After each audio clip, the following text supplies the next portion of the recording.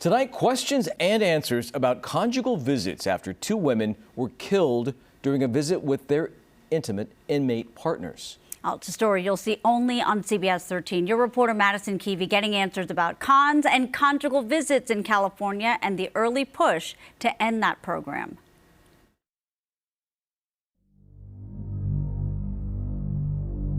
I'm outraged. I am outraged. I am sick to my stomach. Tanya Thomas and Stephanie Dowells, two women killed within months, strangled while on conjugal visits with their inmate partners inside Mule Creek State Prison in Amador County. Both those cons serving life sentences for murder. We just want answers, what could be done, not even just for the sake of my mom, but for the future, for somebody else's mom, somebody else's wife. If it's somebody with a violent history like this, I think they should really reconsider. There's still a lot we don't know about what happened to Tanya and Stephanie once they drove through the gates of this multi-level security prison on conjugal visits last year. Their deaths have sparked calls for transparency about these visits and are still under investigation. Conjugal visits offer privacy away from prison staff for inmates to meet with a lover in apartments like these at Wasco State Prison in Kern County. The rooms are decorated for families and children who can attend as well.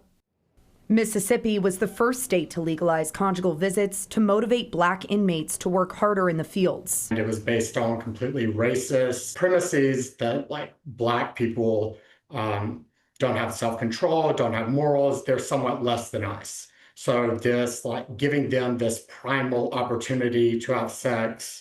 Governor Ronald Reagan allowed conjugal visits in California starting in the 1960s. He was the first governor outside of Mississippi to say, oh, maybe this is a good idea. Experts point to the benefits. There is a lot of sexual violence in men's prisons. That is how order is preserved. And there is a lot of prison rape. And there has been a lot of legislation and programming about it at both the state and the federal level. This is another strategy to try to cut down on the sexual violence in prison. Safety on the inside for incarcerated people and for staff of the prisons, for the mental health of people on the inside, for the mental health of their loved ones, especially if they have children.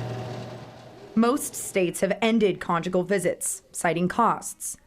Now only 4 states, California, Connecticut, New York, and Washington, still allow them. Reactionary policy does not always serve the general public in a way that public policy should. Tragic incidents make tragic policies. Tanya's and Stephanie's families want conjugal visits in California suspended until prison officials can figure out how to keep visitors safe.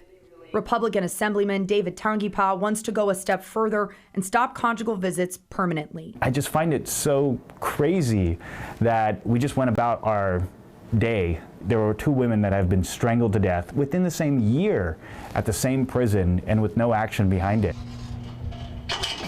I found out that guards actually go to Target, pick up date night and grab condoms, food, snacks, take that, and then the prisoner that is there, life in prison without parole, is moved to an on-site apartment complex. It was insanity that we're having paid date night off of the backs of taxpayers for murderers in prison. Taxpayers are paying for this. For date night in prison. I find that people use these electroshock words like date night, and it just shows they don't understand anything. They don't understand what prisoners are going through, and they don't understand what corrections officers are going through. Do you see a world where California stops the conjugal visits? Not California. CDCR temporarily stopped family visits back in March after a surge in violence against both staff and inmates, not because of Tanya and Stephanie's deaths. Then, just last week, visits started again. But for Tanya and Stephanie's families, these state-sanctioned conjugal visits came at the ultimate cost. We need to get these stories out. We need to get these policies, procedures changed urgently, because there could be visitors up there right now that's about to die. Now, these cases are making their way through the courts. Anthony Curry has been charged in Tanya Thomas's death and has already appeared for the first time in court. That was last month. David Brinson, however, has not been charged with anything. And we're told by the Amador County DA that they are waiting on a supplemental investigation before making any charging decisions here.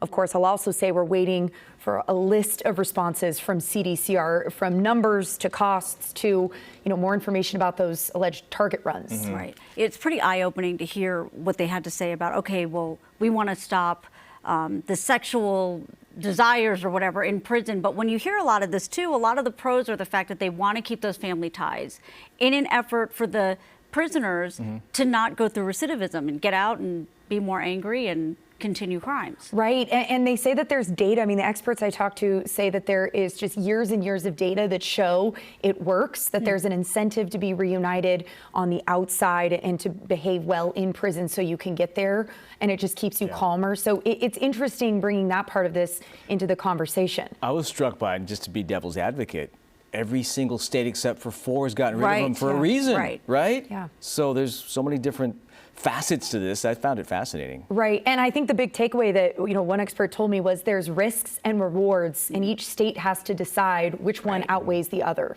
And of course, when you see the cases we just saw here, you can understand. When lives are lost, I mean, it's a game changer. Madison, thank you. In-depth reporting.